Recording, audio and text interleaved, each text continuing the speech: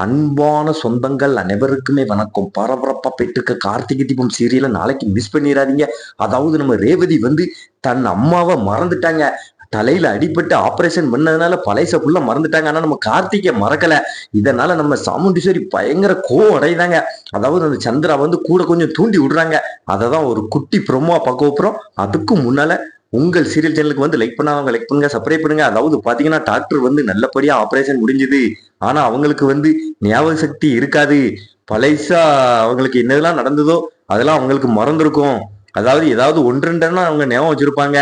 திடீர்னு உங்களே அவங்க யாருன்னு தெரியாது அப்படின்னு சொல்லலாம் அப்படின்னு சொன்னோன்னே எல்லாருமே அதிர்ச்சி ஆகுனாங்க. அப்ப நம்ம ராஜராஜன் வந்து யார மறந்தாலும் ரேவதி உங்களை மறக்க மாட்டா மாப்பிள்ள அப்படின்னு சொன்னாரு. அதே மாதிரி உள்ள போனோடனே நம்ம ரேவதியை வந்து எல்லாரும் அம்மா வந்திருக்கேன் பாருமா அப்படின்னு சொன்னோடனே நம்ம ரேவதி வந்து அப்படியே முழிச்சு பாக்குறாங்க. நீங்க யாரு அப்படின்னு சொன்னோடனே நம்ம சாமுண்டீஸ்வரிக்கு அப்படியே அதிர்ச்சி ஆகி போச்சு. அதுக்கடுத்து நீங்களாம் யாரு, நீங்களாம் யாருன்னே எனக்கு தெரியல அப்படின்னு சொன்னோடனே நம்ம கார்த்திக் உள்ள வந்தாரு. இவரை எனக்கு தெரியும், என் புருஷன் கார்த்தி அப்படின்னு சொன்ன உடனே அந்த சாமுண்டீஸ்வரி அப்படியே அதிர்ச்சி ஆகுனாங்க. அதுக்கடுத்து அந்த சந்திரா வந்து டேய் பெத்த அம்மாவும் உனக்கு தெரியலங்கிற, இவனெல்லாம் உனக்கு தெரியுதுங்கிற, அக்கா இவன் எந்த அளவுக்கு நம்ம பொண்ணை மயக்கி வச்சிருக்கான் அப்படின்னு சொல்லி தூண்டி விடுறாங்க. அதாவது அந்த சித்தர் சொன்ன மாதிரி இனிமேல் தான் திருவிளையாடல் ஆரம்பம், உனக்கு நிறைய பிரச்சனைகள் வரும் அப்படின்னாரு. அதனால நம்ம சாமுண்டீஸ்வரி வந்து நம்ம கார்த்திகை பயங்கரமா திட்டிக்கிட்டே இருக்காங்க. என் பொண்ணை என்கிட்ட இருந்து பிரிஸ்டலா அப்படி இப்படின்னுகிட்டு.